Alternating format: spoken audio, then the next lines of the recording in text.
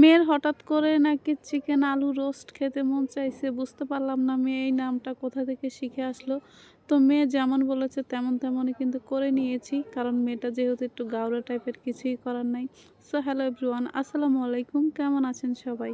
বাজার থেকে কিন্তু বাবা ৩টা মুরগি কিনে নিয়ে আসছিল, আর সেগুলো কিন্তু ভালোভাবে আমি পরিষ্কার করে এই তো দেখতেই পাচ্ছেন কেটে নিয়েছি। এগুলো বড় বড় পিস করেছেন, ভাবছেন কি জন্য? এগুলো আমার ছেলের জন্য। আর এই তো হাড্ডি গিলাকুলি যেগুলো আমরা বাড়িতে আলু দিয়ে বা ভুনা করে যেভাবে খাবো।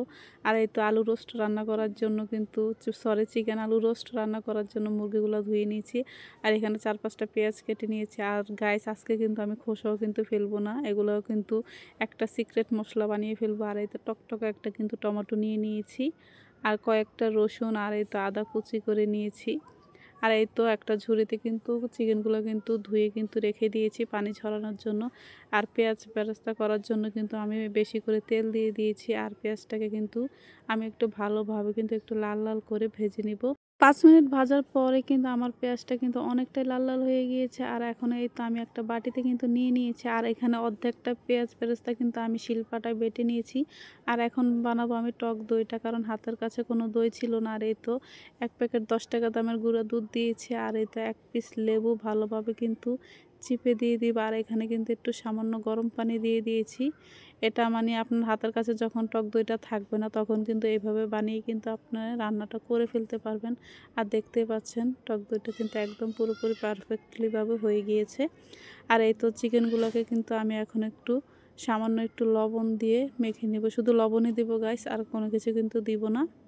আর এই তো এখন মশলাগুলো সব মিক্স করবো। এখানে কিন্তু আদা রসুন পেস্ট কিন্তু আমি দিয়ে দিয়েছি। আর এই যে পেঁয়াজের খোসাগুলো কিন্তু বেটে নিয়েছি, সেগুলোও দিয়েছি। আর এই তো একটা পেঁয়াজ কিন্তু পেস্ট করে নিয়েছি, সেগুলোও দিয়েছি। আর টমেটোটাও দিয়েছি। আর ওগুলো পেঁয়াজ বেরেস্তা ছিল, সেগুলোও পেস্ট করে নিয়েছি অর্ধেকটা। আর এখন টক দইটাও দিয়ে দিয়েছি। যে জিনিসটা দিলে কোনো খাবারে কিন্তু মজা লাগে না, সেটাই এখন দিয়ে দিচ্ছি, স্বাদ মতো লবণ।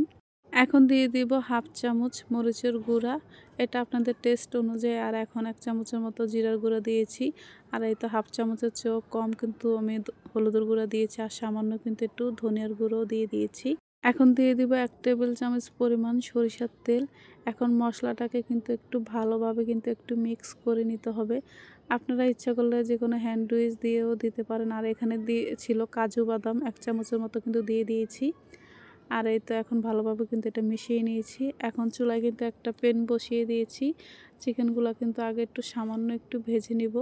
রোস্টেড চিকেনটা কিন্তু একদমই কিন্তু হালকা ভাজতে হয়, বেশি লাল লাল করা যাবে না।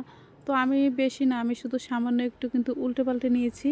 সামান্য উল্টে পাল্টে কিন্তু এখন আমি একটা প্লেটে কিন্তু নিয়ে নিয়েছি। আর এখন ওই যেই কড়াইতে আমি পেঁয়াজ বেরেস্তাটা করেছি, সেই কড়াইতে কিন্তু কয়েকটা গোটা মশলা দিয়ে দিয়েছি। আর এই তো একটা তেজপাতা কিন্তু 4টা ফালি করে দিয়ে দিয়েছি। আর যে মশলাটা আমি মিক্স করেছিলাম, সেই মশলাগুলোই কিন্তু এখন দিয়ে দিব। আর এই মশলাটা কিন্তু আপনি আপনার মনের মাধুর্য দিয়ে যত খুশি ততটাই কিন্তু কষিয়ে নেবেন। এই মশলাটা আপনি যত কষাতে পারবেন, রোস্টের টেস্টটা কিন্তু তত ভালো পাবেন। তো আমি কিন্তু এটা অনেক সময় নিয়ে কিন্তু ভালোভাবে কিন্তু একটু কষিয়ে নিয়েছি। টেস্টটা ব্যালেন্স করার জন্য কিন্তু 2 চামচ চিনি ইউজ করেছি। অবশ্যই কিন্তু আপনাকে চিনিটা কিন্তু ইউজ করতে হবে রোস্টের ভিতরে। তো এটা আবার কিন্তু মশলাটা আরও কিছুক্ষণ কিন্তু আমি কষিয়ে নেব। আর দেখতেই পাচ্ছেন কতটা ইয়াম্মি দেখা যাচ্ছে, এখনই মন চাইছে খেয়ে ফেলি। তো এখন কিন্তু আমি মুরগির রোস্ট মানে চিকেনগুলো কিন্তু আমি সবগুলাই কিন্তু দিয়ে দিচ্ছি। তো চিকেনটা আমি কিন্তু বেশ কিছুক্ষণ একটু কষিয়ে নিব। প্রায় 10 মিনিটের মতো কিন্তু আমি একটু ভালোভাবে একটু কষিয়ে নিয়েছি। আর কিছুক্ষণ পর পর কিন্তু অবশ্যই কিন্তু গ্যাস ঢেকে দিতে হবে। অবশ্যই নিচে দিয়ে কিন্তু একটু ভালোভাবে নাড়াচাড়া করতে হবে, যাতে লেগে না যায় তরকারিটা। কারণ লেগে গেলে কিন্তু পুরো একটা ফ্লেভার আসবে, খেতে কিন্তু একদমই ভালো লাগবে না। তো আমি কিছুক্ষণ কিন্তু সময় নিয়ে একটু কম আঁচে কিন্তু ভালোভাবে একটু কষিয়ে নিয়েছি। আর এখন কিন্তু পরিমাণ মতো কিন্তু পানিটাও দিয়ে দিয়েছি।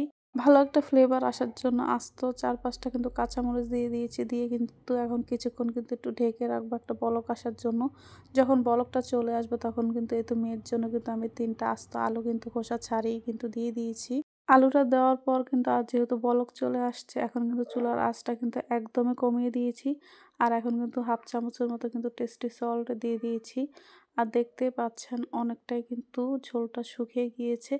এখন আমি আরেকটু সামান্য একটু নাড়াচাড়া করে আমি কিন্তু বারবার কিন্তু ঢেকে দিয়েছিলাম গাইস। বারবার কিন্তু দেখানো হয়নি। আপনারা অবশ্যই কিন্তু ঢেকে রাখবেন। তো এই তো আবারও কিন্তু ঢেকে রেখেছি। ঢেকে রেখে কিন্তু ৫ মিনিট পর কিন্তু আমি আবারও কিন্তু উঠিয়ে নিয়েছি। কারণ আলুটা অবশ্যই সিদ্ধ হতে হবে আর এটা আস্ত আলু। আসলে মেয়ে অনেক সময় চয়েস করে দেয় আস্ত আলু খাবে নাকি কাটা আলু খাবে। আসলে সে বলছিল এটা আস্ত আলু খাবে, এজন্য আমি আস্তই দিয়ে দিয়েছি। আর এই তো উপর দিয়ে সুন্দর দেখানোর জন্য আমি কিন্তু একটু পেঁয়াজ বেরেস্তা দিয়ে দিয়েছি। এখন আবার কিন্তু একটু কিছুক্ষণ নাড়াচাড়া করে নিচ্ছি আর এটা কিন্তু পুরোপুরি পারফেক্টলি ভাবে হয়ে গিয়েছে।